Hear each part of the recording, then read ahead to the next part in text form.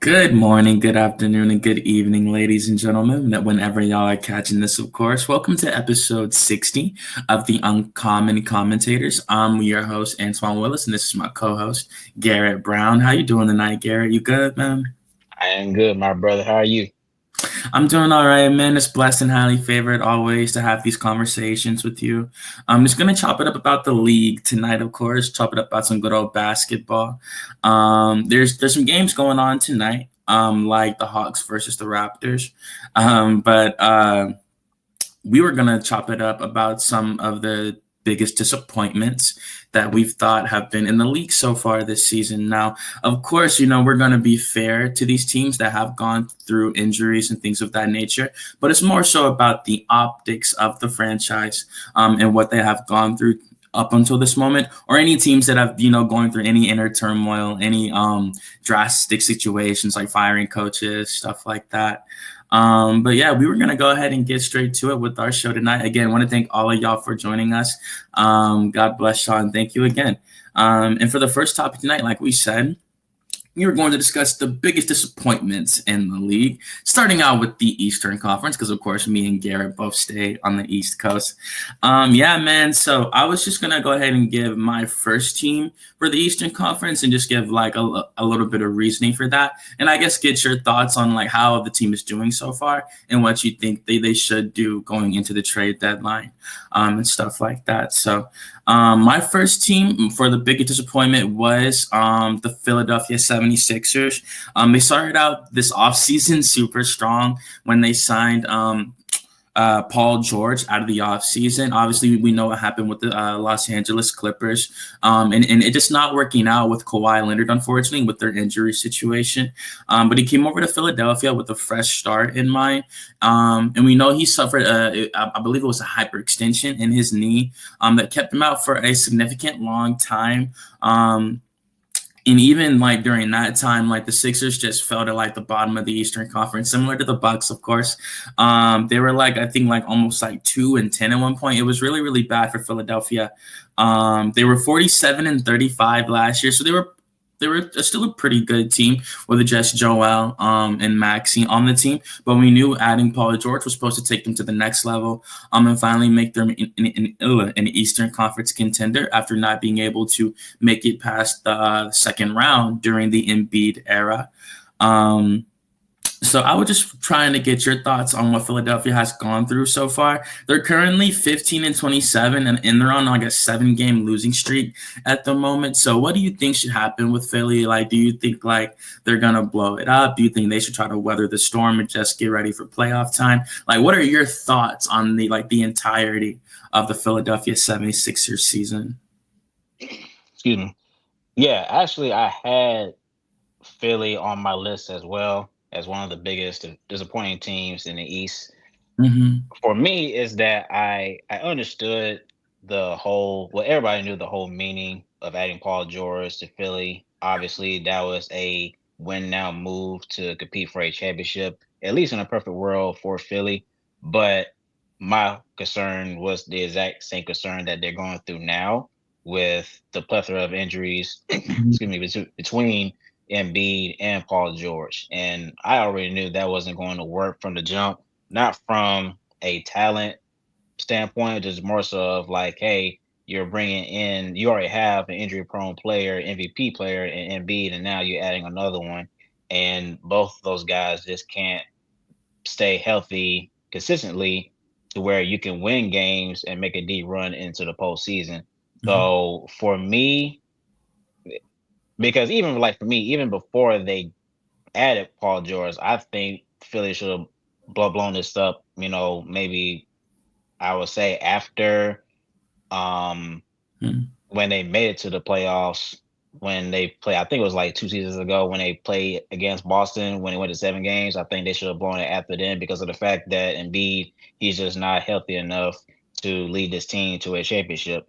And I think now is a good time to do that because I don't know what you're going to get for Joel Embiid. I would assume maybe, just maybe, you may get the same package that the Jazz got when they traded Rudy Gobert, that big package that they got. I think they could get something similar to that or something close, but I just don't see Philly making a deep run into the playoffs or winning a championship. So I think it's just time for them just to blow it up and start over and build around Tyrese Maxey and the other young guys. Yeah, and even as you say that, as you mentioned the Philadelphia's injuries, even counting today, January 23rd, Thursday, with the updated injury reports and such, Kyle Lowry is injured, Caleb Martin is injured, Andre Drummond is injured, the big man himself, Joel Embiid is injured, KJ Martin is injured, and Jared McCain is also injured. Jared McCain, who was also having a great rookie year, averaging 15 points a game this season. He was looking really, really good coming out of Duke, I thought he was a massive sleeper in the draft, and to see him come out and have an impact like this in his rookie season. I wouldn't say it was unexpected because we knew what he was doing at Duke, but I feel like he was really in the running for Rookie of the Year, especially if Philadelphia was performing better, honestly performing like how they normally do, how they were expected to this season. I definitely think Jared McCain could have really, really came in, because he would have performed like that regardless. So he really could have came in and just took off and really been a massive bench piece for them. But we'll see what they do. Obviously, like we just mentioned, their injuries, they obviously just got to wait for their players to come back. In terms of blowing it up, I can see why you would say that. Obviously, we've seen Joel Embiid go through his fair share of adversity with the fans recently. He came out and said that he felt like he gave a lot to the city. Obviously, these players, I feel like they go through a lot of wear and tear that we truly do not know about, having those big bodies at 7'1", 7'2", with 280 pounds, even as it comes out of my mouth. It sounds kind of ridiculous. And then be clashing with those men every single night. And they play so aggressive on the court. Truly, it's incomprehensible how aggressive they truly do play with those millions of dollars on the line. So I think I could see Joel trying to find an exit out of Philadelphia. During his tenure, he did win an MVP. I believe he made the All-Star team about 6 times. He played great. It's just we knew that injuries played a massive, massive role in his legacy in Philadelphia. Again, they have not made it past the second round during the trust the process era, of course, with Joel Embiid. I still think he's a good player. I still think he is a superstar center, but his numbers have dipped this season. Of course, obviously he's had his injuries, but he is averaging 24 points and 8 rebounds a game this season.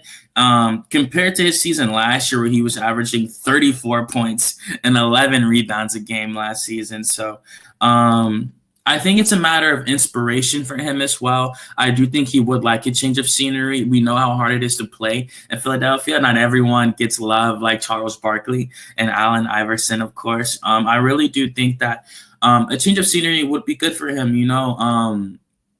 It would honestly be cool to see him in a new jersey, in a new situation. I do think he'll be the guy, quote unquote, wherever he goes. I think he draws so much attention on the offensive end, and we know how good he is on defense. When inspired, he's only 30 years old. And he's still pretty young right now. He's still in the middle of his prime. You could say his prime is just now starting. Of course, he has had a fair share of injuries again, which can play a massive role as he turns 33, 34. We've seen big men decline severely as they've hit that age with numerous calf injuries, leg injuries. We've seen Hawks center Clint Capella, who's 30 years old, but has dropped off severely. If you watch him on the court, of course, he's still averaging almost a double-double this season of the 30-year-old Clint Capella. But if you've seen him over the last couple of seasons, you know that his progression, his production has definitely regressed. Absolutely. And just to end on the Sixers, we'll see what they do. Like we said, they're hurt. We'll see if they really pull the trigger on Embiid to let him go. But again, one of the biggest disappointments, absolutely, especially after signing Paul George this year. And another disappointment for me this season was honestly the Miami Heat. As of right now, they are 21-21. It's just rare to see Miami in a mediocre state like the way they are now. Last season, they finished 46-36, but now they are on the verge of a complete rebuild, you could honestly say.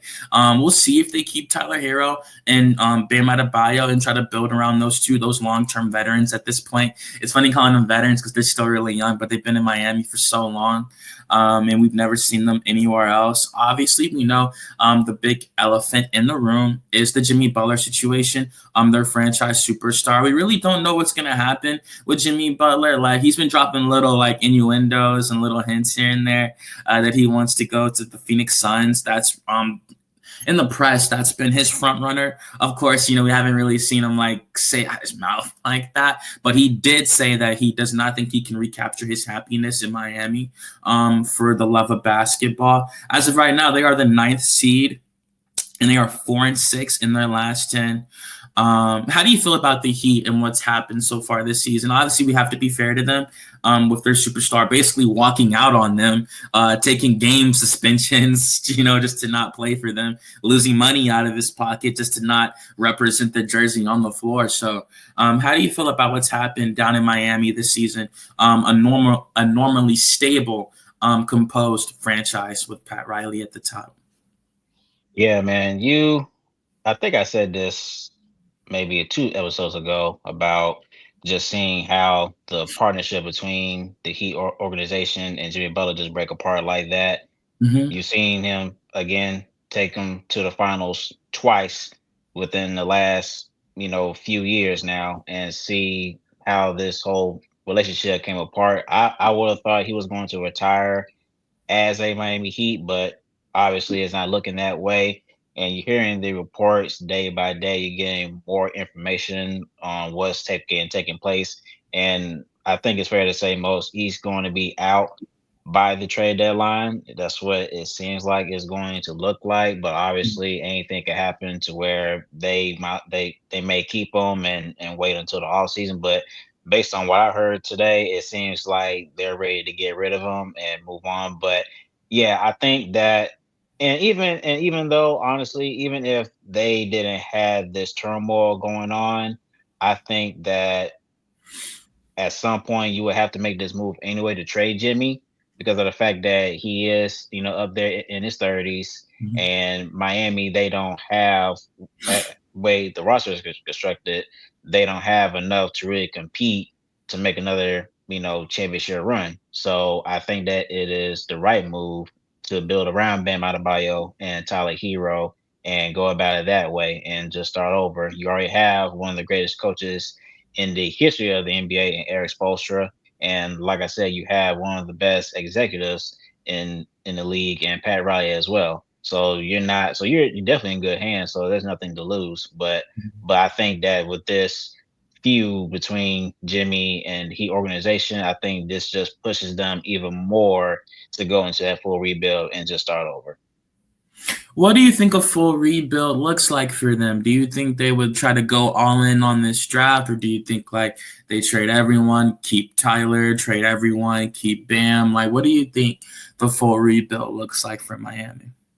Well, Pat Riley, he's a winner. So, Mm-hmm. and he would prefer to get win now players, and which is what you will hear from Pat Riley. But I think that for Bam Adebayo and Tyler Hero, you may not want to go into a full rebuild, but more so going into a reset, or I should say retool the roster. Let me not say full rebuild.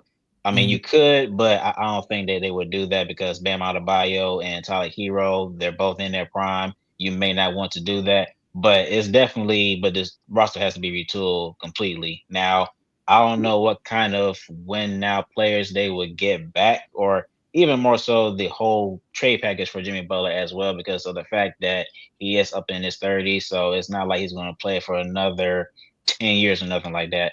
But I'm just saying that you may not know what kind of package that you're going to get from him. So you may not get a young star player back in return or anything like that. Now, obviously, with the Suns, they traded their 2031 first round pick to the Jazz to get 3 picks back.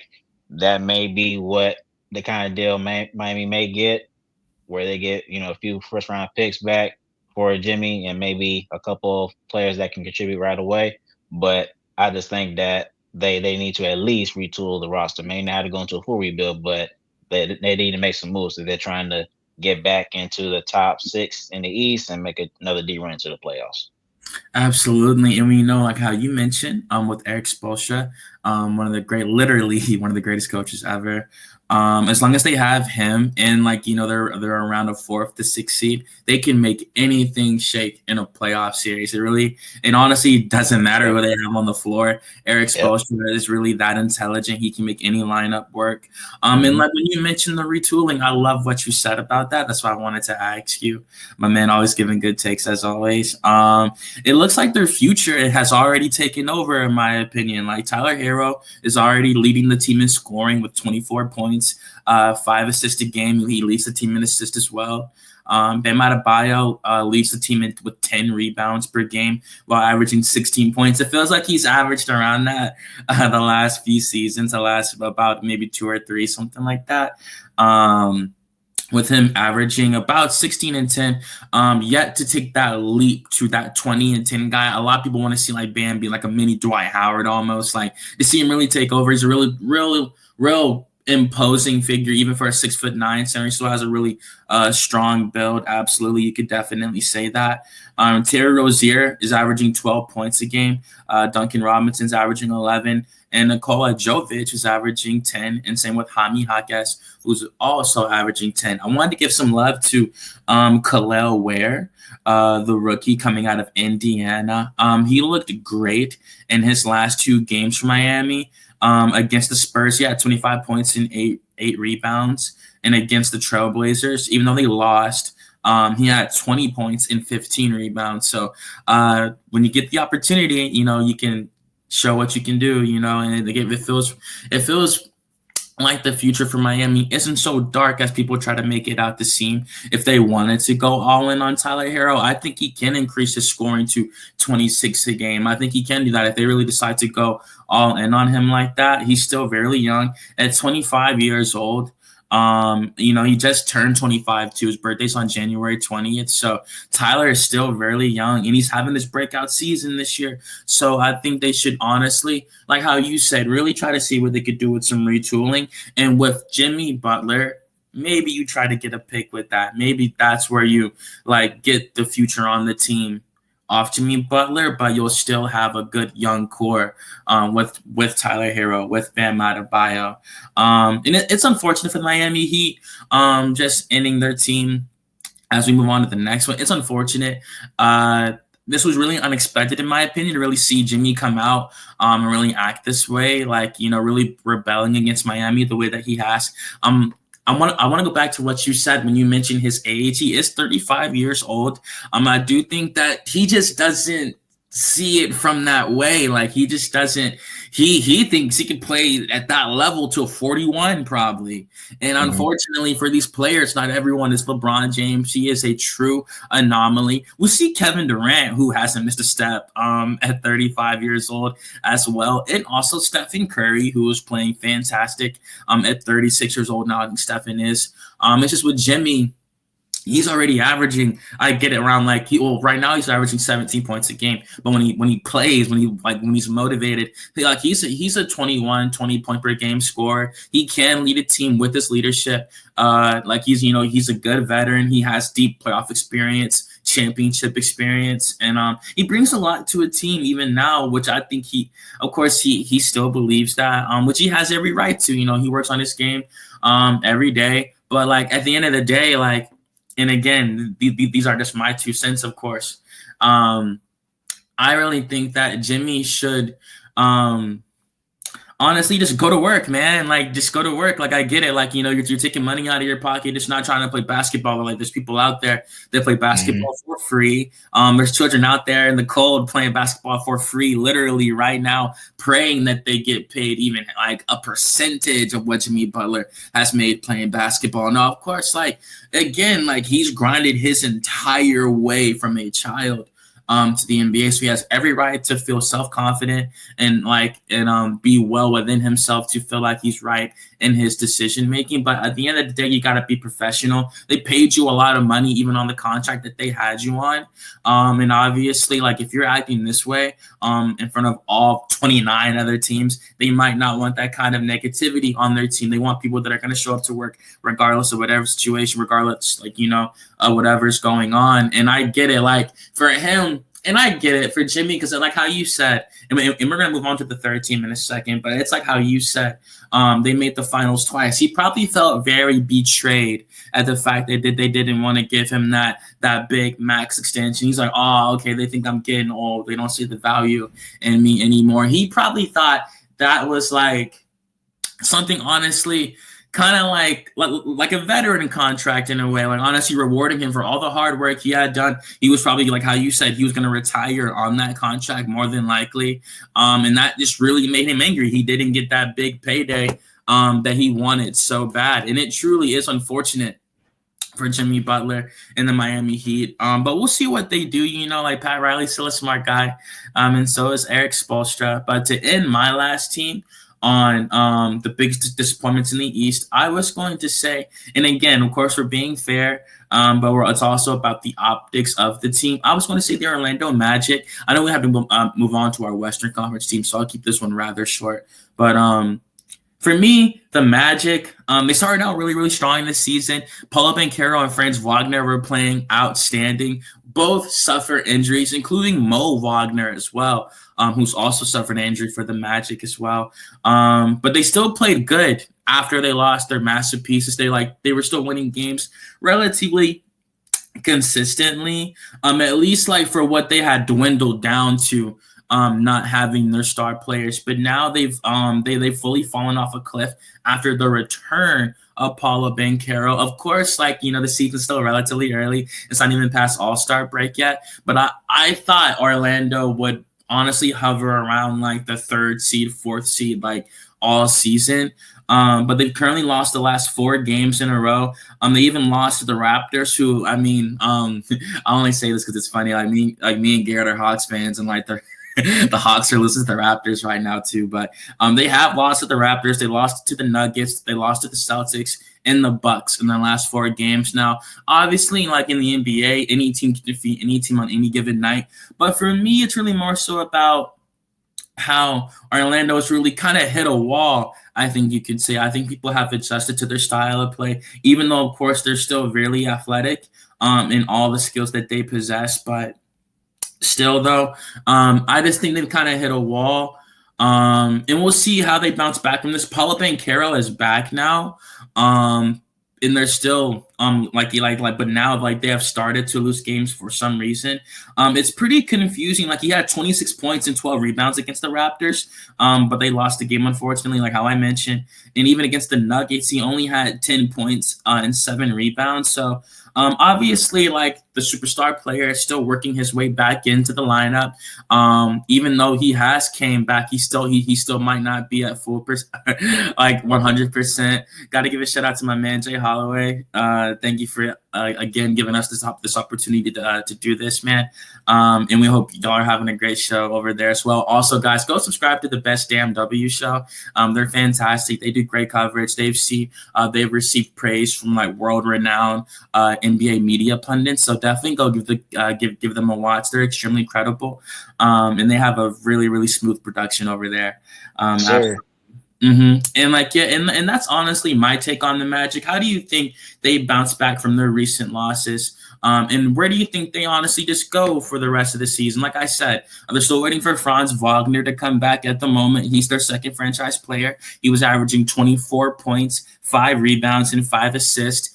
Truly an all-star campaign by the young 23-year-old before he got injured. So how do you think Orlando performs the rest of the season? Yeah, I think they'll be fine once they get, once everybody is fully back healthy. Obviously, they took a big hit with both Paulo and Franz Wagner, Mm-hmm. but obviously, when they first started, they were on a roll. They were a top 4 seed team, and then they end up hitting this. I mean, really, early part of the season, everybody was getting injured. I mean, it was like dropping like flies. But if Orlando is able to get back healthy before the second half of after All-Star break, then I think they'll be fine. Then I think they can climb their way back into the top 4, top 5 seed in the Mm-hmm. East. I would, and we'll talk about it later, about teams that we would like to see at a trade deadline. I think Orlando should be active because we all know that they are an elite defensive team. Now it's more so what can they do to add offensively to take that next step. Obviously, we know with Paulo and Franz and Jalen Suggs, but who's also going to be that other guy that's going to take pressure off of those guys offensively. But yeah, I think for Orlando, once they get everybody back fully healthy after the All Star break, then Mhm. I think they'll be fine. So there's no major concern. And we fully agree on this. I still think they have one of the brightest young cores in all of the NBA, all of basketball. You know, with Jalen Suggs, Franz Wagner, like I said, both brothers, Giga Bitadze. They just added Contavious Caldwell Pope, who is an Yep. amazing veteran for that locker room, a championship level veteran. Anthony Black, who I'm extremely high on, coming out of Arkansas. Shout out to John Calipari as well.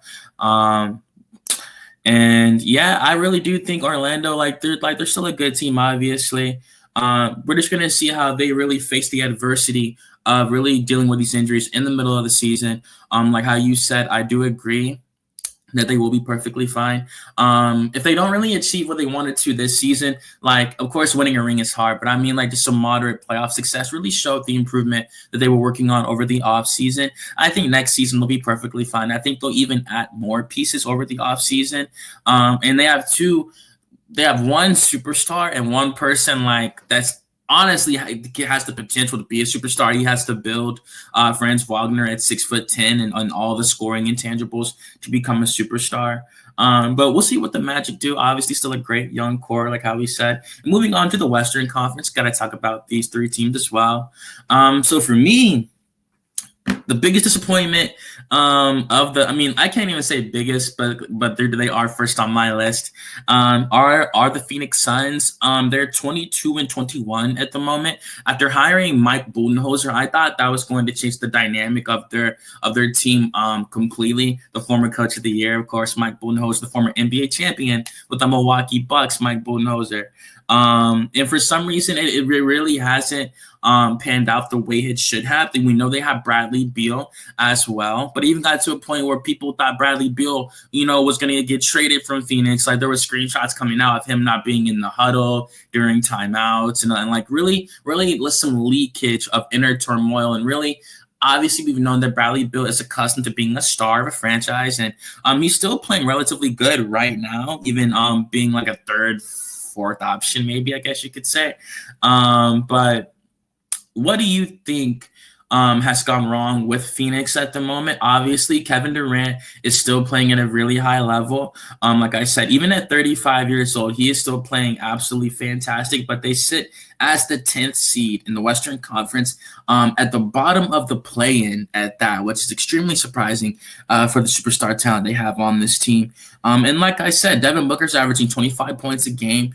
He has played 38 games this season, so he has been healthy. KD has played 30 games, so he has been healthy. And Beal has played 30 games, so he's been relatively healthy. So their best three scoring options have all been present almost every night throughout the league. And for some reason, like they just still sit at the 10th seed. Like, what do you think has been the problem with Phoenix thus far? Like in the Kevin Durant experiment, and how do you think the rest of their season goes, given what we've seen thus far from the Phoenix Suns? Yeah, I think when you look at through a lens, and even for last season when they had the big three that they have with Beal, Katie, and Booker. It seems like you're bringing and really the Bradley Beal trade didn't make any sense for me, honestly, especially Mm-hmm. with him and Booker playing together.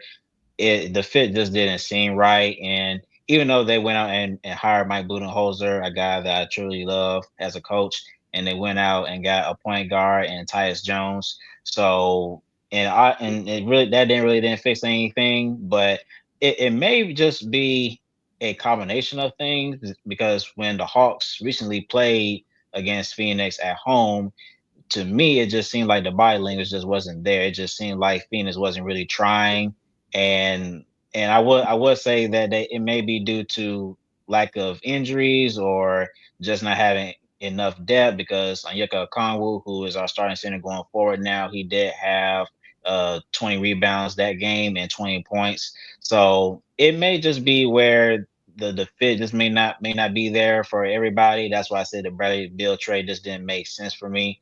Mhm. So I do applaud them going after Jimmy Butler because he's a guy we all know who is a tremendous two-way player, a guy that can give you 20 points and play elite defense on all levels. And but like I said, it's just more so finding that balance. And then until they do that, then this is a kind of struggle that you're going to need because obviously on paper you would think this is a top four seed team, but Mhm. obviously it doesn't, it's not there right now. So I think they just need to find that balance of players that fit and come in and do exactly what Mike Budenholzer, does on a daily basis. He has a standard. He has won a championship. So I think that's what they need. Yep. No, like I agree wholeheartedly. Even looking at some of their stats, they average 27 rebounds as a team. They average 112 points as a team. So like the rebounding is pretty good. They even average 7 steals as a team. So I feel like that's where we kind of see where some of the things are going wrong at. Obviously, we know the defense hasn't been the best for the Phoenix Suns. Yeah. And I feel like that's been honestly the main issue. They have one of the most dynamic offensive tools in the league with all the players they even have on the bench. Hmm. Like even like a player like Grayson Allen, I still think he can shoot the lights out. Ryan Dunn has been very impressive in his rookie year. I like him a lot with his Mm-hmm. defense too. Yep. Absolutely. And for him to only be 22 years old, coming out of Virginia, I think he's going to be on the Phoenix Suns for a very, very long time, really become a part of their core. Whoever they build around in the future, I think he'll be like that guy's like role player, I'm excited to see what they do. Obviously, they still have a lot of players on the team, and I say that because if they wanted to make some trades, Hmm. they would have a lot of pieces that they could use to make some really good packages to really improve the things they actually need, not the things that look good on paper. For the Phoenix Suns. And moving on to the next team, who I thought was also another disappointment, was the New Orleans Pelicans. They are currently 12-32 right now. They were decimated by multiple injuries, of course, even after acquiring, especially after acquiring DeJounte Murray. That's one of the reasons why I have them on the list. He was going to change the dynamic of their offense wholeheartedly with what DeJounte Murray can bring to a team. When he was playing with the San Antonio Spurs, when he's at his max level at like the highest usage, he was averaging 9 assists a game. So I thought he was gonna just really pick up where he left off in San Antonio. But unfortunately, when he first got there, like he suffered an injury, and so did everyone else. CJ McCollum suffered an injury. Herbert Jones, Trey Murphy, and also Zion Williamson has also been in and out of the lineup. So I think for the Pelicans, it's just because obviously, like we said, like the injuries were gonna play a part. But it's just the fact that they are 12-32. Like they're in the Cooper Flag sweepstakes, man. Like I honestly didn't think it would be like that. For New Orleans. At home they're 8-16. On the road they're 4-16. Um, and honestly, like I said, they have a good roster on paper. Absolutely. I am still very high on Trey Murphy. I'm high on Herbert Jones. Absolutely. And Zion Williamson as well, but he's only played 10 games for the Pelicans this season. In those 10 games, he did average 22 points and 8 rebounds a game. And even with an update 3 hours ago from ESPN, he's out on Friday's game versus the Grizzlies due to a return to competition reconditioning. So he's trying to get his wind up, really get his conditioning back to where it needs to be to play at the NBA level. Now, of course, like everyone's loves to criticize Zion for his body and the shape that he will be in. But I do think, honestly, it's deeper than that. I truly think that, honestly, even when he got drafted to New Orleans back in 2019, and it was like he didn't even want to go there. You could see in his face that when he got drafted, he was really depressed. Like people were making jokes that when he was crying on draft night the way that he was. They were trying to say it's because he's going to New Orleans, stuff like that. When he first got there, they had a whole parade for him. I remember watching like the draft day video. They had like a draft party in the street because they knew they had a generational prospect coming to the city. But I feel like because they've generated really no success since he has been there, I feel like it's a matter of inspiration for Zion. Like I think if he was on a team that really lit a fire under him, he could really show his true potential. But time and time again, like it's been the same thing with Zion Williamson like the last few years now. Like it truly is unfortunate. All the hype he had coming out of Duke. And since 2019 on, like his best season was his sophomore season. In my opinion, he played 61 games. He averaged 27 points a game with 7 rebounds, and 4 assists a game. And I thought he was only going to take off from there. He was averaging 27 points in his second year, you know? So it really is unfortunate to see what's happened with the New Orleans Pelicans. I wanted to talk about the Zion part in extended duration, particularly because I feel like that's where it all starts at. Like he's supposed to be like, you know, like their superstar, like their franchise centerpiece, and he's still only 24. He was supposed to like really, really take off at 21 years old, which as you saw his sophomore year, he played outstanding. But what do you think has happened with the Pelicans? And obviously we've seen them be injured this year. How do you think DeJounte Murray fits into the team, and like where do you think they really go from here? Seeing how Zion's only played 10 games this season, and they're high in the draft this year. Like most draft mocks I've checked have had them drafting Dylan Harper in their reset, which I think would be beautiful for the Pelicans franchise to draft a whole new franchise superstar that's going to develop in the future. But what do you think the Pelicans should do this summer, or like as they go on the rest of the season? I think they're at a two-way street right now, Mm-hmm. meaning that okay, you traded for DeJounte Murray. Obviously, you have Zion Williamson, Brandon Ingram, a guy that they are still interested in bringing back, Trey Murphy, and other key pieces. So obviously, they've been hit with a lot of injuries all season long.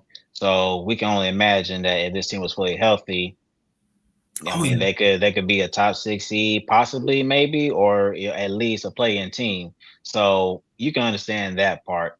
But to your point about Zion with his injuries and may not have wanted to go to New Orleans when he got first drafted back in 2019. And even for me, his injury history is a bit concerning because he's not there when you need him. Mhm. So it wouldn't be a surprise for me if they're considering moving on from him. And I think that for them being one of the worst teams in the league as of right now may be the best thing for them, only considering that the fact that, to your point, hey, they could potentially get a Cooper Flag, they could potentially get an Ace Bailey.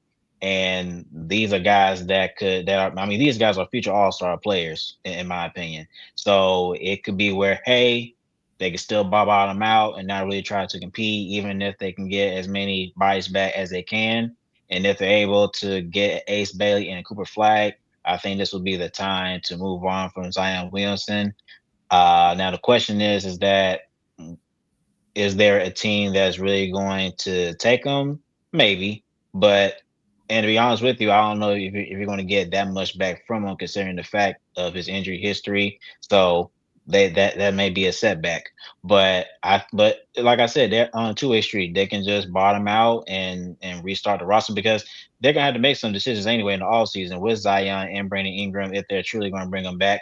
Mhm. Or they could be like, well, we added Dejounte Murray and this is the time that we thought we were going to compete for a playoff spot and make a deep run. Well, let's run it back and see what we can do. But I think they can still do that. They can still do both. But I just think that in the off season, they're really going to make a decision on what they want to do with Zion. But if I had to bet on it, or if I was a GM, I would bottom out, see if hopefully you would get either Cooper Flag or Ace Bailey and move on from Zion and then run it back with everybody else.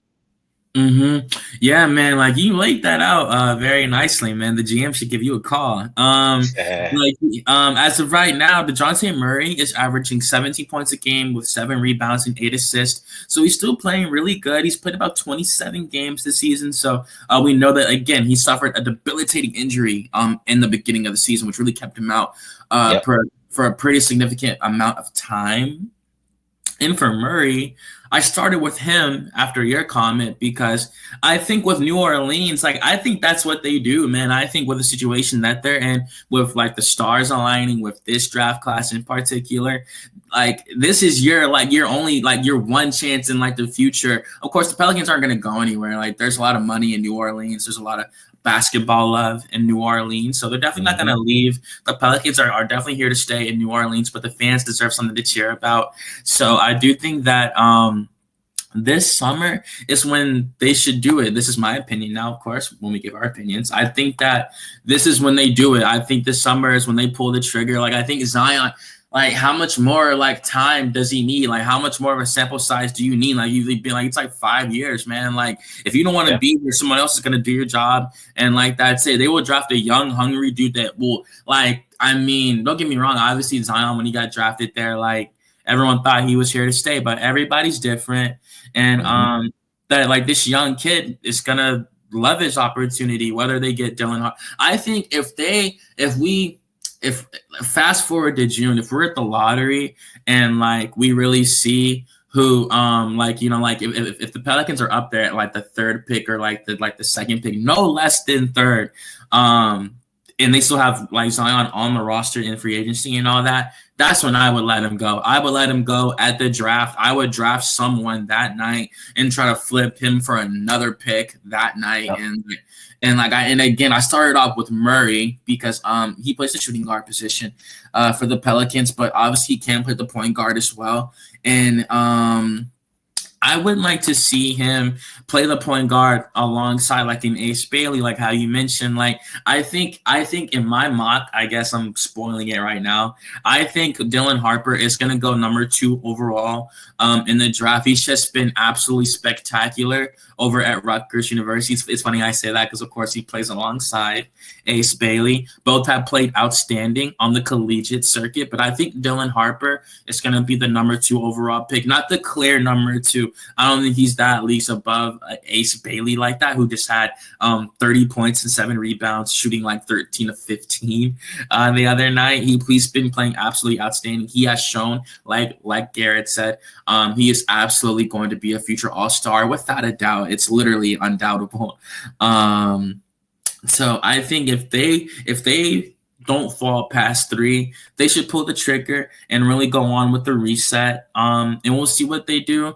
But that's really it for the Pelicans. Again, like I think they should rebuild at the draft. I think Zion has had more than enough time to prove that he wants to get there. They've tried time and time. How many pictures over the offseason have we seen of him losing weight and stuff like that? And like you know, he'll balloon back up. And like again, that's just discipline, man. That's motivation. Like when you know you gotta show up, you know, when you gotta report to that team in September, and like they're gonna be expecting you to look a certain way. Like you know, like Miami has a rule for that, unlike the BMI index and all that. So, yeah, man, like we'll see what happens with the Pelicans. But like I said, I think they should rebuild this summer, and they have enough, young enough, old enough talent with, you know, DeJounte being 28, stuff like that, where they can build around like an Ace Bailey, like how you said. And my last team for this topic, of course, for the biggest disappointments in the league thus far, was the Minnesota Timberwolves. Now, yes. I thought you were gonna say somebody else. Yes. Absolutely. Yes. Of course. So obviously it was massive news when they traded their longtime well, for a while he was their franchise superstar. Of course, he got pushed to the side when they drafted Anthony Edwards. When they traded Karl-Anthony Towns, that was a pretty big deal. They had just signed him to like a 4-year extension or something like that. Like he's on a brand new deal. I think it was like $220 million for Karl-Anthony. So to see him get traded like that, literally was swapped for Julius Randle the way that they did.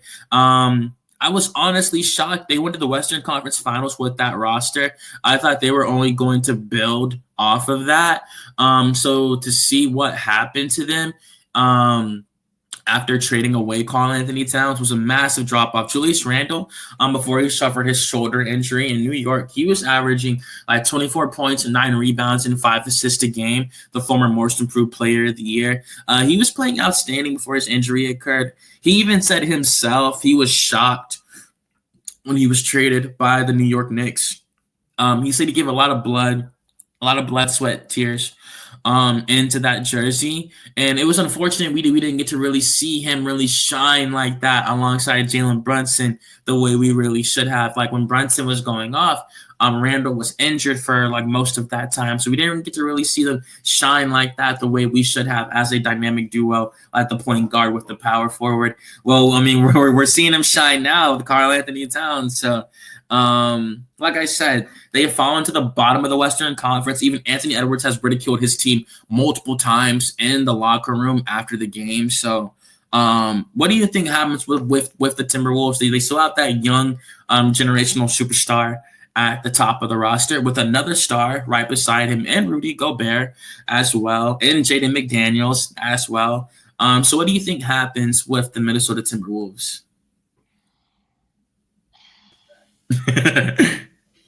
Man, look, you know that we are Hawks fans, but there's literally two teams that I feel sorry for.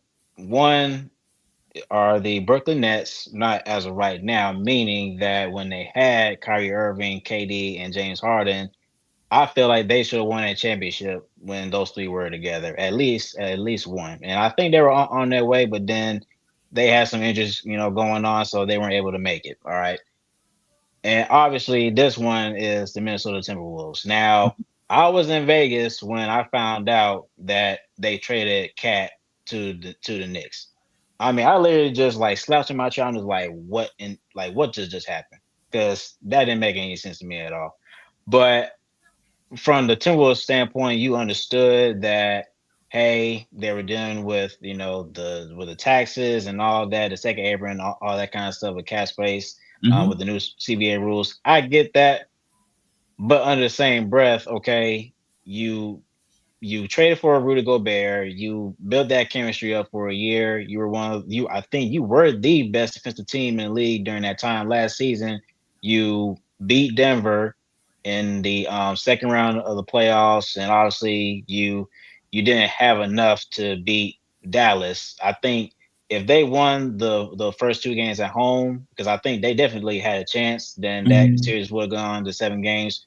And so you make a run like that, and then you make this kind of move. And I don't think, and obviously that has not served them well in this case this season. They should have kept Cat, and if they were in a predicament with the CBA rules and all that, I think they should have you know, gone to a different direction where they would have been able to keep that three together. Because who knows what could happen this year if they kept them. It could have been where they would have made a trade to get another piece that may fit better for the team Mm-hmm. and see what happens this year. But the fact that they traded Cat out, and obviously they're not even a contained team anymore. And to your point, Ant is not a happy man, and he's called out on the team left and right. The pieces that they got from New York is just not working. So that's why I say, man, it is not looking good up there. But hey, we all know Cat is doing very well in New York. Hopefully that he wins a chip. But yeah, it's just not looking good for them. It's And not. for those of y'all that don't know, great take by the way, Garrett. As always, for those of y'all that don't know, this is our producer Wiley. He does an amazing show Wiley. on the. He does What's up? amazing work on the show, as y'all can tell. So I would love to hear what you have to say on this. Look, man, I got a little rebuttal when it comes to damn it, why I blank on his name already? Not Cat. Damn, who Cat get traded for? We just don't. Julius Julius Randle. Randle. Yeah, Randle. Julius Randle. Yeah. I'm sorry, y'all. I look, getting old. We gonna No, blame. you're fine. Look, we gonna blame it. We gonna blame it on that. But Julius Randle. I only have a rebuttal because his his demeanor on the court, and that's both for New York and now Minnesota. Minnesota. He's not getting the ball. You see it. You see it in his face. You see it in his demeanor. You see it in his play, and that's what pisses me off about Julius Randle, because you could be having the same type of, yes, I understand that you're upset that you got traded, but you also it's not like you got traded to the worst team in the league. You got traded to another contender. So if you're that pissed off, play like it. Play like you pissed off. Show that New York made the biggest mistake that they could have possibly made, because that's what Cat is doing. Cat is like, hey, I'm in New York. I'm here to ball, and he's been playing like it ever since he stepped on the court at Madison Square Garden. So why can't you do the same, Julius? That's the only thing that to me, that's the major thing. Like Minnesota has the team. They have a complete squad. You have a point. You have your star. You have all your players that you need to make it far in the playoffs, into the finals. Julius Randle is the weakest link when it comes to the Minnesota Timberwolves right now. Right behind him is Rudy Gobert, but if he can fix his demeanor and his play, it'll change a lot for the Timberwolves, and that's what makes them the biggest disappointment. Look, Garrett, I was with you. I was like, he better not name another team. Man, I was literally thinking Antoine was gonna say something else, but even if he did, I would say, hold up, before we go to the next statement, I'm gonna talk about the Timberwolves, because I'm not letting that go. I can't let that go. Nope. Mm-hmm. Absolutely. And like Wiley, and please stay. Absolutely. Please stay. Like, even as we assess what they're going through right now, like Randall, like he came over, he's played 44 games. He's been Iron Man over there. He's been very healthy after suffering his injury in New York. He's averaging 19 points a game with 7 rebounds. And if you round up, it's 5 assists. But how do you think he's performed as a co-star for Anthony? Obviously, again, like they're 23 and 21, but he's still really young, man, at 30 years old. So I think he's going to be on the team for a little bit himself. So how do you think he's performed as a co-star for the future, unless you think Randall's just going to get bounced around a bunch of teams at this point? I think he doesn't want to be there. Mm-hmm. I mean, that's just me. I really do. I think he does not want to be there. And yeah, he's still going to play. He's going to play his game. He's going to play like his game.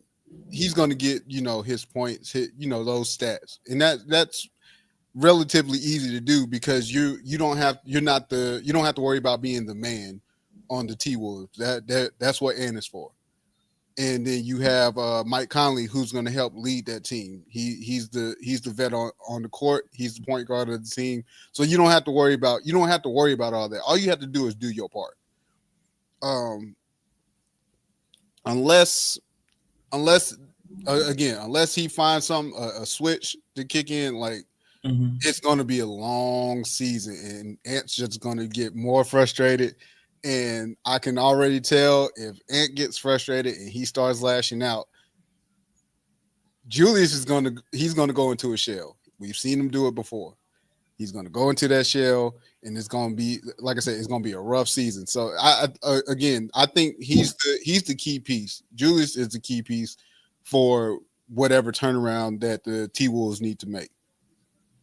And as we assess the future of the Timberwolves, where do you think they go from here, Garrett? Like I said, like Anthony is still averaging 26 points a game right now with 6 rebounds. So he's still playing really good, man. Like he's still going out there with a fire under him. He wants to win every game. He's fresh off winning a gold medal last summer. He still wants to come back and win in Minnesota. And we've seen them lose their superstars before. Like, we've seen them lose Kevin Garnett. They just threw away Carl Anthony. We've seen them lose Kevin Love. So we really want to see them really stay at the upper echelon of the Western Conference after taking such a long break. When they made the Western Conference last year, it was like a 20-year break with them. They had made it past that round. So I think the last time they did it, Kevin Garnett won MVP. It was MVP KG. 2004, exactly. So what do you think happens with Minnesota, Garrett, as like they move on like to the All-Star break? Like, you know, we're gonna talk about trades in a minute. Like, we can honestly segue to that in a second, but I did want your last take on Minnesota right now. I don't know if y'all can see it, but I got my Hawks pendant. I'm just gonna say that the Ant, if he's out there, if he's listening, just go ahead and request that trade and come back on. Come on home. We go just come back on. Just come back on. But no, all seriousness, but I think and like you said, we'll talk about teams at upcoming trade deadline in about 2 weeks. But I think for Minnesota, it's a lot that's going on right now. With the whole Julius Randle not really wanting to come here, and we all know that the NBA is a business. So whether you like it or not, this is how it is. But I just think what they need to do really is buckle down, and whatever issues that they have, fix it and try to put it together, because there's no doubt that even though that they are a worse team than that they were last year, this is a team that has a high level of expectations and looking to win right now, and that should be the objective. And whatever it takes to do that, then you do that. But yeah, I think this is one of the reasons why Minnesota is one of the most disappointing teams in the league, because of that trade. Because like I said, I've never seen a team that goes on a run like that and then decides to blow up the nucleus. I mean, I just never seen that. Like you keep that going. You keep that going. And like I said, I understand that you want to save money and not to put yourself in a financial predicament, because I'm one of those people that's like, hey, you gotta be financially disciplined to build a contending team. But in this case, this wasn't a move to do that. I would have tried to work out other options, honestly. But yeah, I think that if they're able to just hash everything out, say what you guys say off your chest and whatever, and try to go win games. That's all that matters. But of course, they'll figure out other stuff in the off season. But I just think that what they have right now, they still have enough to make a run. So that's what they need to do. And I agree wholeheartedly, and I'll give my last 2 cents. I agree with what both of you said, absolutely. And I did want to say one last thing on what Garrett said with the money. Julius Randle's 4-year contract is only worth $117 million, and Cat's was an exponentially larger than Julius is. Like I said, he gets paid around like $220 million. So to really see Minnesota really like sacrifice, like you can really say that on this, like really sacrifice the potential they had just for like financial value. I just can't believe that. And like how Wiley said, I think getting traded to the Big Apple has lit a fire under Karl Anthony Towns. He stayed in Minnesota for so long. Out in the cold, like, I bet you there's a lot more to do in New York City than there is up in Minnesota. And I'm happy for him. He's like he was appreciated like in Minnesota. Like we saw him when he went back just now. He got like this standing ovation and stuff like that. But I think being in a whole other situation that's really lit a fire under him and showed him how much he was loved outside the league, when he only saw himself in one jersey for like 9 years, so I'm really happy to see him get the chance to move on. And like how we mentioned with the trades that are happening, regardless of whatever record you see a team have, they are always going to try to make some moves no matter what they're going through. It's the NBA. Winning means more money for everyone, more money for bettors, more money for the fans, like all that kind of stuff, So we were going to discuss some of the trades that we think might happen, or just really honestly give a team that we thought should be really aggressive at the trade deadline.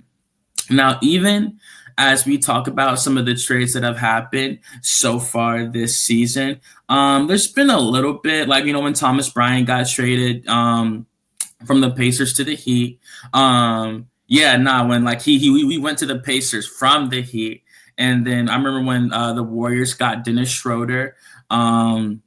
And most notably for me, or at least because it happened kind of recently, when the Los Angeles Lakers just traded D'Angelo Russell back to Brooklyn to get Dorian Finney-Smith. And I thought that was honestly like kind of the right move for them. The way they have looked since then, rising back up to the 5th seed in the Western Conference. It sucks for Hawks fans. It does. It sucks for Hawks fans, absolutely. Yeah. And the most recent trade was when the Suns landed 3 first-rounders from the Jazz. It was a lot of inner workings in that trade that Shams Charania did put on his Twitter, well, all his social medias, of course. And that was them just, of course, trying to get some capital from all the trades they did, trying to build the team up that they have now that we just discussed.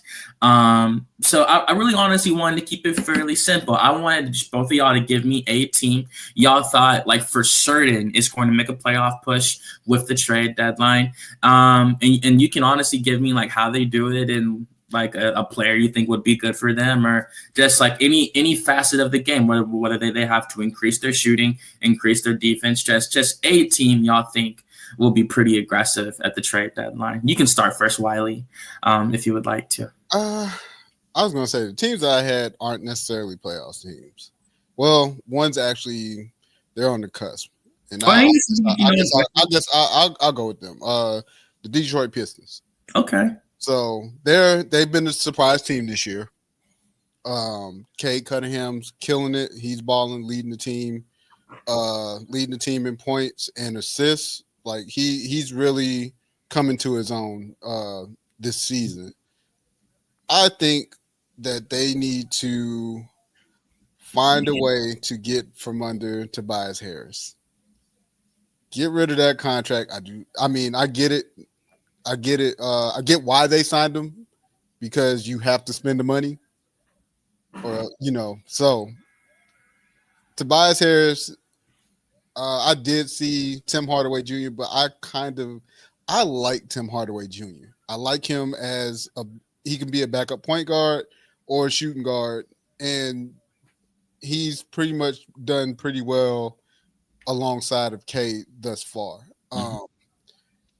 As far as for who I'm not necessarily sure. I'm not necessarily sure who, but just for the Pistons' sakes, because of the fact they have the lowest payroll and they're under the cap, which gives them an entire a complete playing field going into free agency. But to make it even sweeter for them, it's either you go after a co-star along Cade Cunningham, or you just find a way to start cutting money so that way you can go find another star to sit alongside Cade. Mm-hmm. And let me ask you just 1 minute, Garrett. Like, if we had to pick any of the players on their roster to become that co-star, would you pick Austin Thompson? Would you pick Jaden Ivey? I think he was the 4th pick when he came in out of Purdue. So who do you think would be developed into that star based on how they've looked already? Like, I like Austin Thompson a lot. But of course, that's just based on potential, really. He's still developing as a young player. So how do you think? What player you think could be that star for Cunningham, or do they have to really go out and get one, like how you said? Oh, I think Garrett froze. Oh no, that was to you, Wiley. Oh, that was to me. Oh, I'm sorry. Oh yeah. You're fine. Man, like you said, I'm with Thompson. I like Thompson, but like you said, that's strictly off potential. Jaden Ivey as well. Mm-hmm. It really, because if you can develop one of them, like then the sky's really the limit after that. You end up saving. You have this pile of money that you can now put a solid team together. But I think they need a veteran on that team. That team is that team is young. That team is young, regardless of how you look at it. And I know that they have Tobias Harris, they have Tim Hardaway Jr. Yeah, they're veterans, but I think they need like that they need a more solid vet in that locker room. But I would want that vet to be more along at the very least a star. Doesn't have to be a superstar, but at least a star that can lead and guide that team. I think if they get that star, man, I'm trying to think of who And it's all who right. is who is Mhm.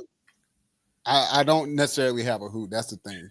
Oh yeah, nah, and that's why I was saying, nah, yeah, we're gonna keep it simple. That's why I was thinking like a player already on the roster. Like I was honestly gonna say like Jaden Ivey, man. He's Yeah, already averaging 18 points a game right now.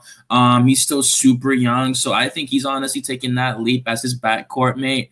He's only 22 years old, and he's honestly doing this thing. He's developing the way that he should. Um, you know, he comes from a basketball family. His mother, Neil Ivy, is the head coach for the women's Notre Dame's basketball team. And if y'all that watch college basketball, they are absolutely amazing, not just from their backcourt, but to their forwards as well. Sonia Citron, Maddie Westbeld. I'm really high on all of those ladies. Of course, the notorious Olivia Miles and Hannah Hidalgo. And yeah, man, like that was a great pick for the Pistons. I can see that for sure. And you have something else you want to say, yeah. right? I was going to say just last if they can be anywhere close from development because they've done as we can see they've done well in the draft. If they can develop what they have right now, keep that young core as much as possible, Mm-hmm. like uh, Minnesota did, like Golden State when they had Steph, Clay, and Draymond. Like if that organization can pull something off like that, like that's what will propel them in into major contenders instead of like where we see them now, where they're possibly on the bubble or type of a play in type of team right now. I agree, and like they drafted Ron Holland, of course, and like we'll see how he pans out for them as well. And yeah, Gary, you can give a team as well that who you thought would be aggressive at the deadline for maybe like rebuild purposes or a playoff push. Yeah, so to Wiley's point, I did have Detroit on my list, given the fact, at least one of those teams, because of the fact that, I mean, they're in the playoff hunt right now. So it does make, a lot of sense for them to buy at a trade deadline and add more Mhm. veterans because, to his point, they are a very young team, but they do have a solid young core with Cunningham and Thompson and Duran. And I even tweeted this out, and this is probably going to be a long shot. I would love to have Jalen Duran on this team because even for the Hawks, we Saw need, that. that rim protector, that big rebounding guy. And I would love to have him on my team, but I don't think that's going to happen. But I think for Detroit, they do need to add more veterans. I don't know exactly know a player in particular that they could pursue, but I do think that they just need to continue to add more veterans on that team. But I would say another team that could be aggressive is the Sacramento Kings. Mm. We know that they fired Mike Brown and they're doing a great job under their interim head coach Doug Christie, and they're I believe on a 10-2 run right now, so they're on a really good stretch. I think they are going to continue to add. I've heard Cam Johnson, that is a name on their radar as well, and other wing guys. And look, I mean, if you're a Hawks fan, you're rooting for the Kings to be good this year to make the playoffs, or at least make it. If they go into a lottery, hopefully it's outside the top 12 because we need all the picks that we can get. But yeah, I think those are two teams that are going to buy. I do also have Atlanta on that list, not looking to buy, but looking to sell. Obviously, the point I made earlier about Yeka Okongwu, who's getting the starting job going forward, and Clint Capella is coming off the bench. So I think that's a clear sign that they're ready to move on from Clint, and that could very much happen by the trade deadline. Don't know what kind of assets we would get for him, but it looks like that. Hey, we're moving to a different direction and see what we have in Clint, in Yeka Okongwu, and also I think Bogi Bogdanovich, he may be on the move as well. And And other teams, I would say Miami, the Minnesota Timberwolves, and Golden State. Obviously, we already touched upon Miami, but with the Mhm. Wolves, they could look to add to bolster their depth, and same thing with Golden State. I think it seems that as long as they still have Steph Curry, then they're always going to look to find ways to win more games and make another finals push. So I think those are teams that could make a move that could be aggressive by the deadline. Okay, for sure. Yeah, great picks by both of you gentlemen. State too. Of course, as always, as always. For me, I had an East and a West team, similar to y'all. My Eastern Conference team, I was gonna say Milwaukee. I think they're gonna buy. I think they're gonna try to go all in. They got off to a real rough start at the beginning of the season, and like they changed it around. I can only be happy for Doc Rivers. His seat was getting pretty hot there for a second, but he's ended up turning it around. The former 2008 NBA champion of the Boston Celtics, the head coach.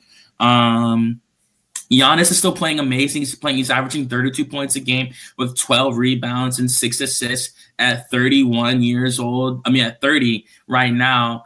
He just turned 30 in December, just turned 30 this year. So, like he's still looking great. If he could go to another team, get another core, and try to chase another championship, which is clearly what he's trying to do, which is why I said they are definitely going to go all in, or I feel like they should at least go all in at the deadline. They have the pieces necessary. They just have to get a little bit more to really get over that hump.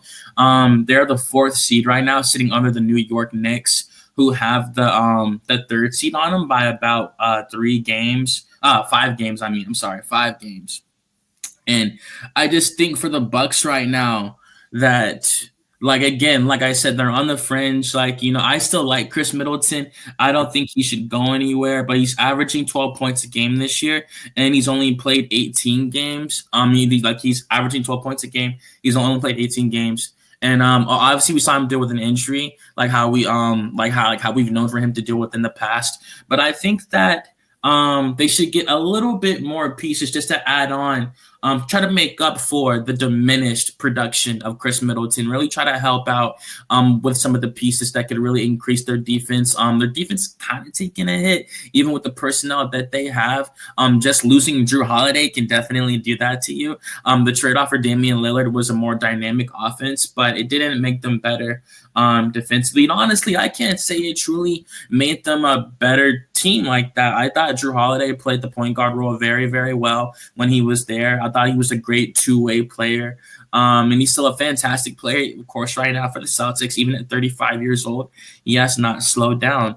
And again, for Damian, in his first year in Milwaukee, he's averaging 25 points and 7 assists a game. Of course, we know he did want to go to Miami, but the former number 6 overall pick has played outstanding during his time in Milwaukee. He's 34 years old. So, I don't think 34 is old by any means, of course, but we'll see how much longer he has playing at this level, averaging 34. I say Damian, a player like that who leans on his athleticism, his speed to get to his spots. His jump shot isn't going to fall off for a very long time. So that's going to keep him averaging around the 20-point per game mark, especially with his basketball IQ. But his athleticism will take a dip. His ability to run across some screens on off-ball plays will take a dip eventually. But right now, they're still looking good. You feel me? So that's why I think they're my front runner for the Eastern Conference team to want to go out and try to get some pieces. They have some good, I'm really high on AJ Jackson Jr. I like him a lot. Torian Prince has been pretty good off their bench, in my opinion. The former Atlanta Hawk, we drafted him, of course. And Brook Lopez, in my opinion, has been great. He has a plus-minus of a plus 62 average this season. So anytime he's on the floor, I think he has a great impact. And he's still playing really good at 36 years old. He's averaging 12 points a game with 5 rebounds, shooting 37% from beyond the arc. So he can still spread the floor at a very high level. He can still rebound moderately well. And he's still a good defender as well, Brook Lopez, averaging 2 blocks a game right now at 36 years old. So I just think they only need a little bit more pieces to really take them over that edge. Like how you guys said, it's hard for me to name a player specifically that they need. But I would say probably just some like perimeter defense, and definitely a wing to make up for, like I said, Chris Middleton's dip in production, which has absolutely happened. Of course, like I said, he's had his fair share of injuries, but it's part of basketball. In his last few games, he's had 13 points, 14 points, 16 points, and 11 points. So he hasn't been able to crack over 20 in the last 5 games, which we're accustomed to seeing him do all the time. Of course, Chris Middleton. But we'll see what happens for them. Chris Middleton's 33 years old. But like I said, I think they're going to buy at the trade deadline. I do think you will see them try to make a trade or two, especially knowing the superstar that they have. He told a guy he could get off the team in front of the press, not caring how they felt about it. So I do think that Giannis is going to be really vocal about them trying to get more pieces at the trade deadline. And my Western Conference team that I was going to pick was the former NBA champions, the Denver Nuggets. I really think that Denver, all they really need is a little bit more pieces to get them over the hump. It's honestly a similar situation for the Milwaukee Bucks. I think because don't get me wrong, Julian Strawther has played amazing off the bench. He actually had a great game last night. With 23 points, shooting 55% from the three-point line as they beat the Philadelphia 76ers 144 to 109. I just think for Denver, it's kind of like the same thing. I feel like, they could use more power forward depth, somewhere around there, really just really help out with their interior defense. Obviously with Jokic down there, they're always going to have a fighting chance, but I still think there's some missing pieces that they could get to improve the team. Michael Porter Jr. is taking that next step this season, averaging 18 points a game with 6 rebounds. But I still think that obviously they could be better. And Jokic would definitely agree with that. They're currently sitting at the 4th seed of the Western Conference. So I really think they only need a little bit more pieces to take them over the hump. And in Denver specifically, because as long as they have Jokic on the team, they can literally still win a ring. He's averaging 32 points with 13 rebounds and 10 assists a game. So he literally has not missed a step. And I feel like that's all Denver really needs. They're 27-16 as of right now. They're on a 4-game winning streak, and they're 6-4 in their last 10. So I really want to see Denver be aggressive. Memphis has looked good. I don't really think they need any new pieces like that. Zach Edey has been phenomenal for them, fresh out of the draft in the center position. Just assessing all the other teams who I think could buy in the Western Conference. But that's my front runner for the Western Conference. Also, an honorable mention for the West, I was going to say the Los Angeles Lakers as well. I do think knowing LeBron James, he's definitely going to go right up to Rob Pelinka's office and tell him to definitely try to make some trades. We saw them trade D'Angelo Russell, as I mentioned earlier. So they have definitely been picking up the phone, especially knowing JJ Redick in his first season, who's honestly done very well. JJ Redick, he's done great in his first season as an NBA head coach. He had a lot of doubters, similar to the Steve Nash situation, but he has this team at 23-18. His first season replacing Darvin Ham, and he's looked really good. But yeah, honestly, just to think about the Lakers, he obviously Russell is gone now, which kind of hurt their guard depth a little bit. But either way, they still have Max Christie, they still have Dalton Knecht, who have both played good this season. And I think a point guard is where they could really fill in some gaps. I don't think Gabe Vincent has performed over to the level that he should has ever since coming over from Miami in free agency. And I know they traded D'Angelo Russell, who was a point guard, but I feel like that was because the way he was playing, and his defense didn't really fit the model of team they were trying to construct in Los Angeles. So I think that's why D'Angelo, even being a point guard himself, was traded from the Lakers, unfortunately. I was going to say, question: what's the model of team that they trying to construct in LA? Mm-hmm. Because it's funny. It's funny you say that. Obviously, I feel like they rely a a lot on LeBron and AD night to night. Max Christie has been a bright spot for them this season. I feel like they're just really trying to like build up their offense. They know like their defense, like it isn't the best. Obviously, they have Anthony Davis in the middle. LeBron's still a relatively good defender. Of course, he's not what he was from his 20s to mid 30s and things of that nature. But I feel like, D'Angelo just wasn't what they wanted. Like, even with the model of team they are building, of course, I just feel like he wasn't what they wanted. It was his second tenure. So I think they just thought he wasn't going to fit their style of play. Especially with his defense. Like I said, before he left, he was averaging 12 points a game with 5 assists. So that sounds like a pretty good backup point guard to me. But like I said, I think it was his defense at the end of the day. And we'll see what the Los Angeles Lakers do. I did want to mention them because I do think they will be buyers at the deadline. I think the guard, the like particularly the point guard position, could take some lifting up for the Lakers. Of course, LeBron's leading the league, not the league, but the team in assists with 9 right now. So even at age 40, he could still average 9 assists a game, still lead his team in assists, average almost 10 assists a game. But I just feel like with LeBron at his older age, he doesn't want to do all like the point forward responsibilities all 48 minutes now. His body won't let him.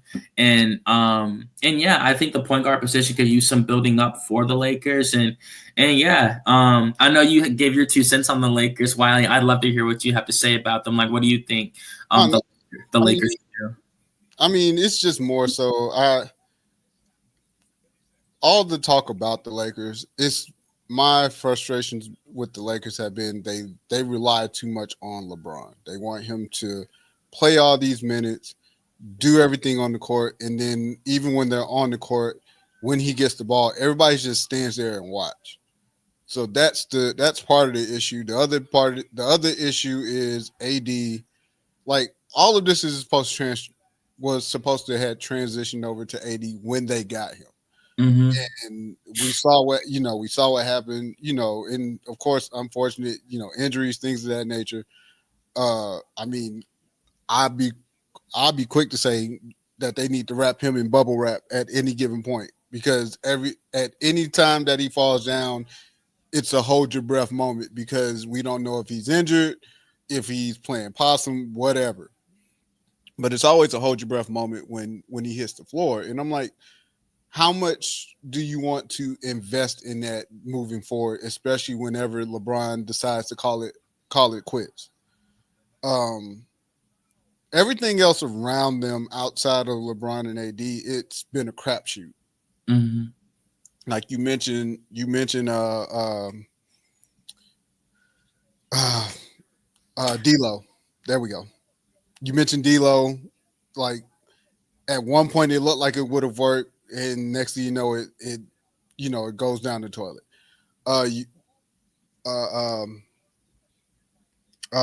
Good night. What's my other guard? Yeah, I mentioned him from Miami.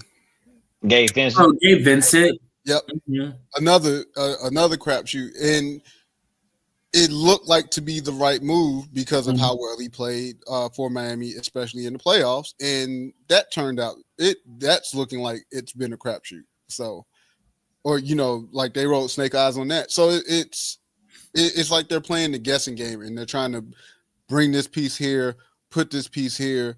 Oh, LeBron, we still need you to play the point forward, but we're going to try and get these guys in so we can give you some rest. And it's never been the case, because LeBron is still playing 30 plus minutes, damn near 30, pretty much the whole game. It's like you see him play games where the only time he gets a break really is in between timeouts, halftime. Like it gets to those points. And I'm like, again, how long do you want LeBron to keep doing that? Like you said, his body is not going to be able to hold up because of the amount of mileage that he has on it. So hopefully they figure this thing out. I do not know. I don't know what other moves they're going to make going into the trade deadline. They need to get I think they need to get a little bit younger. Um, but at at what point do you decide to go ahead and shrink this down so that way you can bring some younger pieces in and get them developed to a point where you have that contending team? But of course, we know it's the Lakers. They're not going to do that. They want to be in the playoffs at by any means necessary.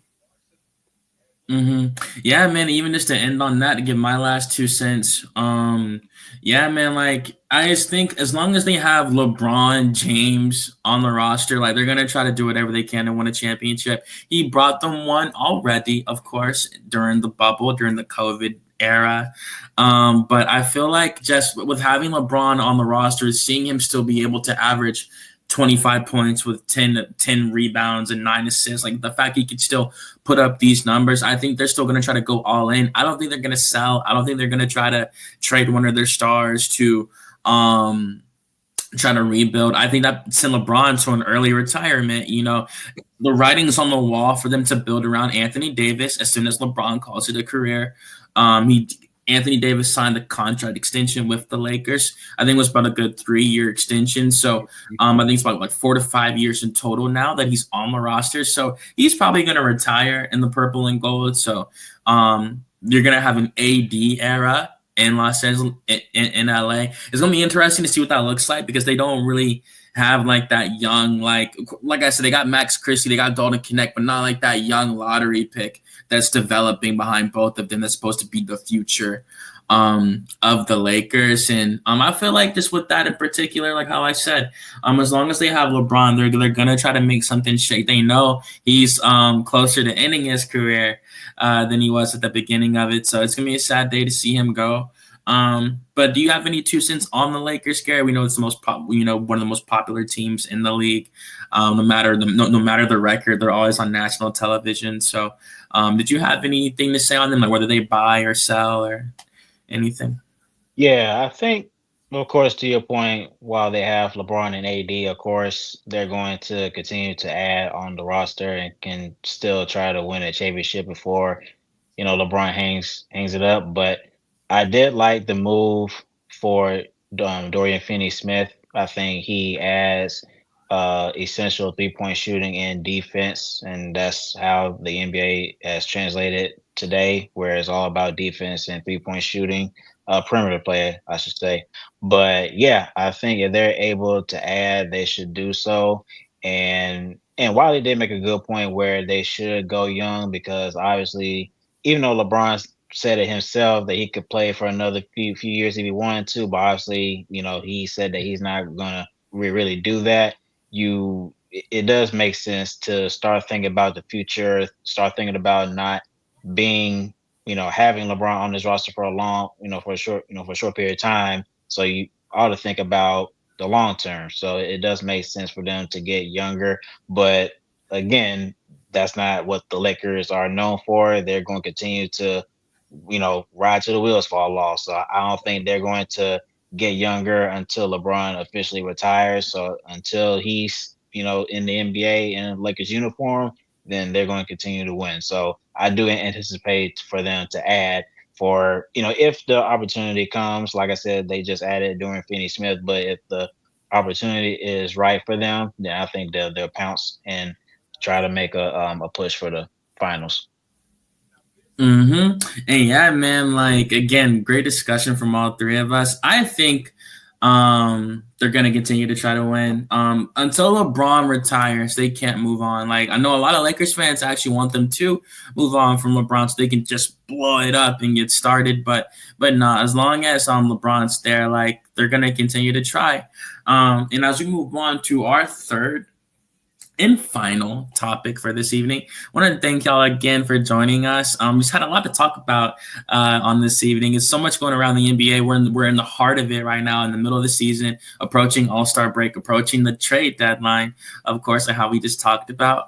But obviously, the awards are nominated year-round. There's always a bunch of predictions always coming out, and we wanted to continue on with our discussion from last week. With the award races, and we wanted to decide who, or at least try to predict who we think will be the most improved player this year. Now, from all the betting odds, like most of them have Tyler Hero on winning the most improved player this year. The point guard for the I think he plays the two for the Miami Heat, averaging 24 points and 5 assists a game, like I mentioned earlier. But I can start with you, Garrett. Who do you think would be your most improved player if the season ended right now, and why? Jalen Johnson. you know me. I'm a Ross from from my team, but I mean, even if I wasn't a Hawks fan, it has to be Jalen Johnson because I mean he's a guy that's averaging 20, 10, and 5. I mean, and he's 22 years old, super young, and he's not even in his prime. And unfortunately, he suffered a left shoulder injury tonight against the Raptors, and hopefully that's only going to keep him out for a day to day. Hopefully, it's not going to require surgery or he's going to be out for a couple months or anything like that. God forbid that's not the case. But even though, like I said, his impact on the team is, and I don't know if anybody has ever said it, but I'll say it here first. Even though that Trae Young is the best player on the team, but I feel like Jalen Johnson, his impact on the team and how important he is for everybody. I think he carries just as much weight as Trae. I mean, both guys are essential for this team because it's hard for the team to win without Trae. And you can say the same thing for Jalen Johnson. So, but for JJ to take this leap again, a 20 and 10 and 5, really a triple double threat on any given night. He does have that capability. So like I said, I hope that his injury that's not gonna keep him out long term. But if the season ended today, then I think that Jalen Johnson will get the award. And it's kind of a repeat of last year. If he didn't get injured for a long period of time last year, I think it was a fair shot that he would have won the award last season. But if he's able to manage to stay healthy well enough, then I think he'll get it this time. Mm-hmm. Yeah, you can go ahead and go second, Wiley. I did want to say this right quick. That was last week when I checked the betting odds. The updated odds for this week, Cade Cunningham is your betting favorite to win the MVP, maybe one day for sure. The MIP with a minus 175, like how he mentioned, he's averaging about 24.5 points per game with about 6 rebounds and almost 10 assists as he leads the Detroit Pistons as of right now. So just wanted to give that update. And the second one was Norman Powell at plus 430. But who is your most improved player, Wiley? Perfect transition, Cade Cunningham. And he's doing everything that you need, that the Pistons need him to do. Like you said, pretty much 25 points a game, 7 rebounds, 9 assists, and has a 2 assist to turnover ratio of 2. So, I mean, you can't really ask for more from a player like Cade, and especially how Detroit has looked over the past few years since he's been there. Like they've literally gotten this out the mud, and it's because of Cade. Like it didn't look promising when he got there, but you saw it when you saw it with him as he played. It was just more so the Pistons trying to figure this thing out, figuring out how to construct this team, and it looks like they're starting to figure it out. Like we discussed earlier, once they get a real good solid vet in there to help assist with that, sky's the limit for not only that team but for Cade, because I think that he'll take another step after that. Mm-hmm. Because that'll open up everything for him even more. But for right now, I think he's most improved. He's still really young right now. If you had to say when you think he will win an MVP, what year would that be? He's 27 years old right now. Coming off a 29 point, 11 assists, and 6 rebound performance against the Hawks yesterday. Oh, he's had a tear. His last 5 games, he's had a tear. Like you said, between the Hawks, he had 32 against the Rockets, 20 against the Suns and the Pacers, against the Suns, he had 26 and 11 assists, Mm-hmm. 24 and 9 against the Pacers, and then 36 on the Knicks. Like, yep, 36, 2 and 4 against the Knicks. So, as far as for MVP, I can see, and again, a lot of this is going to depend on how this team is constructed. But the core, right? Even still, I think within the next 3 to 4 years, we can see him in the conversation. Okay, 23 years old right now. He'd be about 27, just entering his prime around that time. So that makes sense on the timeline. At least you could say that. And yeah, man, for me, for my most improved player, dang, I kind of didn't want to have like the same one.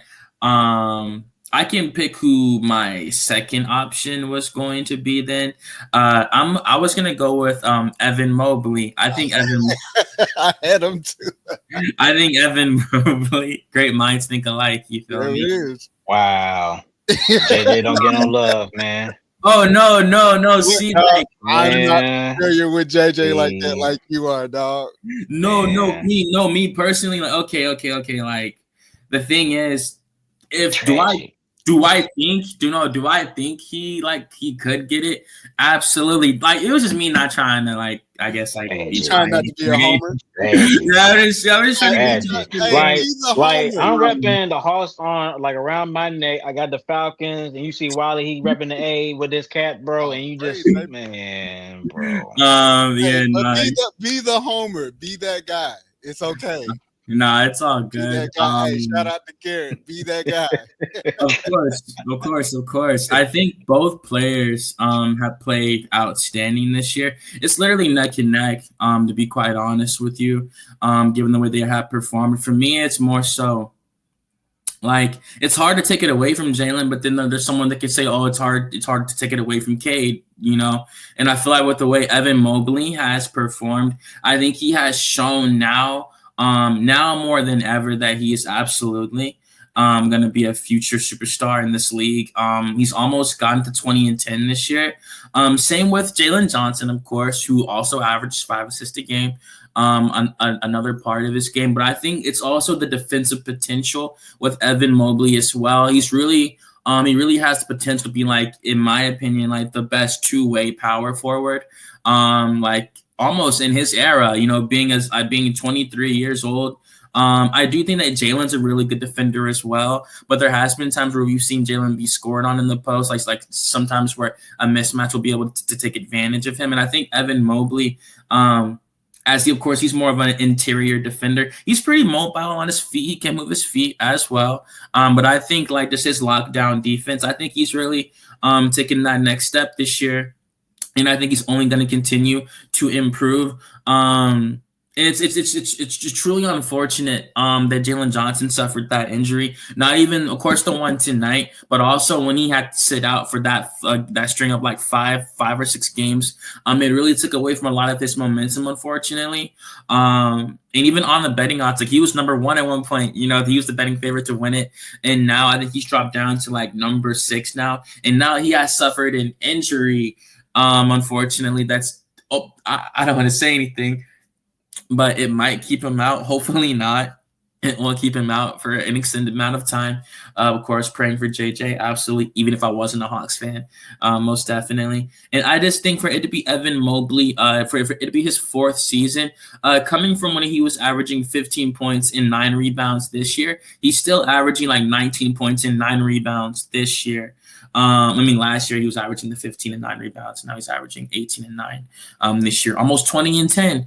And again, he's 23 years old, the same age as Jalen Johnson. Like I said, if I had to give one thing for Evan right now, I think it's probably like his durability. I guess you could say that'd be like the only thing. Not like Jalen's made of glass or anything like that, but we have seen him have to take off games like due to his right shoulder, due to like other like miscellaneous injuries that will keep him out for certain nights.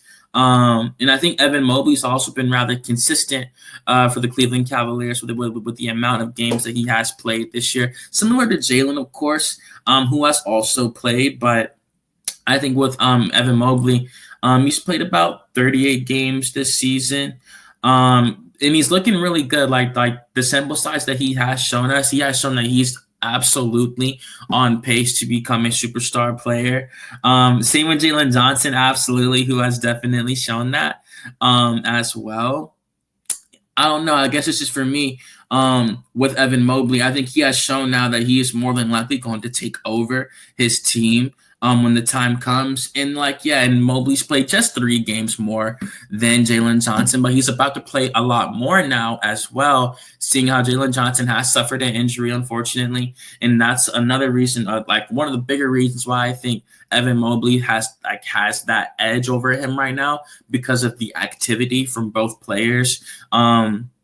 But yeah, I think Evan Mobley could definitely take it if the season ended right now. It's between those 3 that we did mention, in my opinion, between Jalen Johnson, Cade Cunningham, and Evan Mobley. If I had to choose between all of those 3 who would win it, because of course I just didn't want to have the same picks and stuff.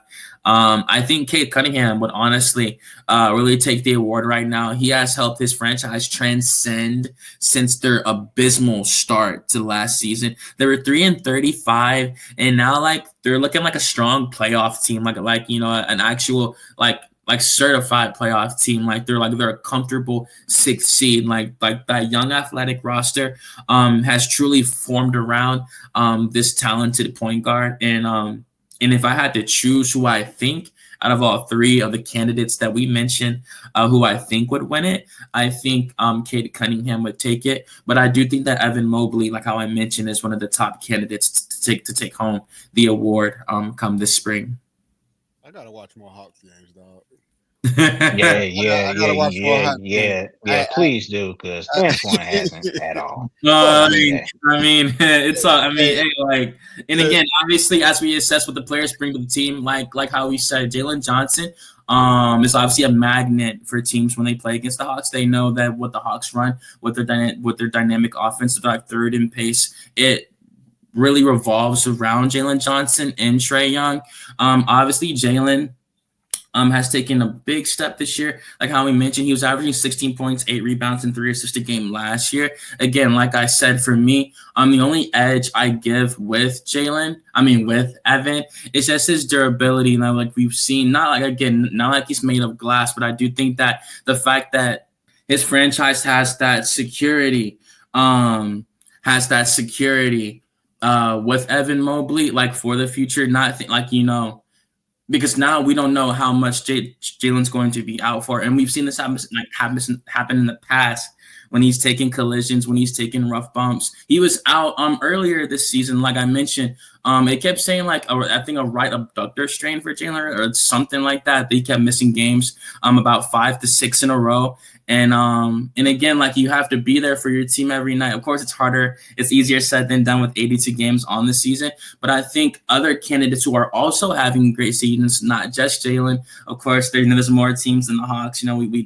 That we have to look at. I think they're having strong seasons as well, and they're also consistent with their play. They're also healthy more than Jalen, you could say. And especially Cade Cunningham, who's been very solid for his franchise this year.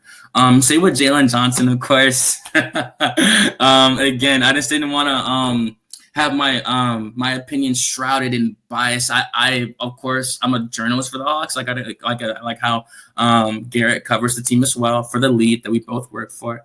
But I was really assessing what other teams have done as well, and I just thought there were other candidates. Be that guy. Rep no, somebody got to do it. Somebody got to do it. Your team. Of course. And yeah, man, absolutely. Great show tonight. That was my one of my front runners right now. Like I said, if I had to make a choice who's winning the award, I'm picking Cade Cunningham. He's the one that's really taking his franchise to the next level this season.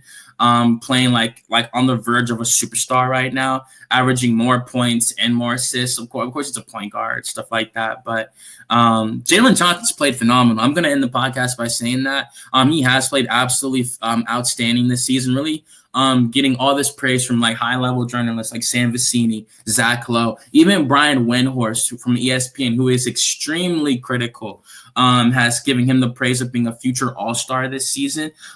So I do think we are going to see Jalen come back and finish the season strong, even after his injury. I just think that, obviously, like I said before, there's other teams that are playing good right now, and we got to look outside of that. So I did want to give some love to Evan Mobley.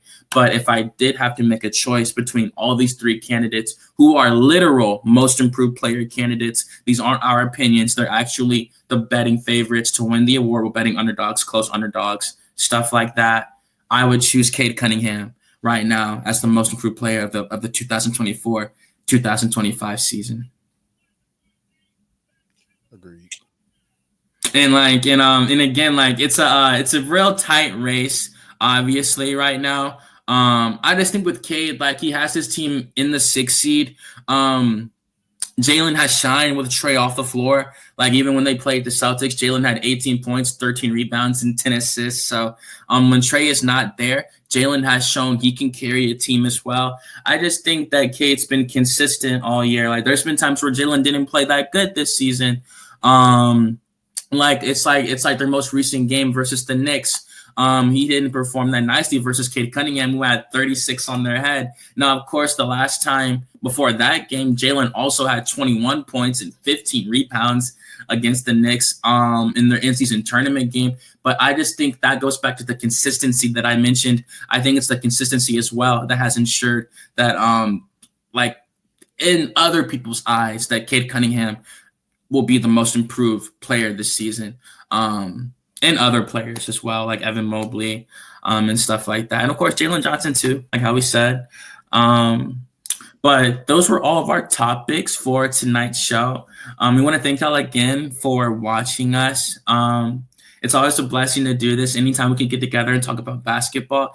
We know there's way more things going on in life right now other than just shooting some hoops, but we want to be able to provide a little bit of relaxation and just an honestly fun time for y'all. Outside of your lives, if we can do that just by talking about basketball. So that's it for me, unless you had any ending notes that you wanted to say, Garrett. And that's it for me, man. Good show. Yes, sir. Good show. Another one in the books. Absolutely. Episode 60, one of many. Want to thank y'all again for joining us. Stay safe in that weather. We're catching snow in Atlanta right now. We're not really accustomed to that down here. So thank y'all again for joining us. God bless y'all. And y'all stay safe out there. Please do. And please check us out again next week for our next episode 61 of the Uncommon Commentators podcast.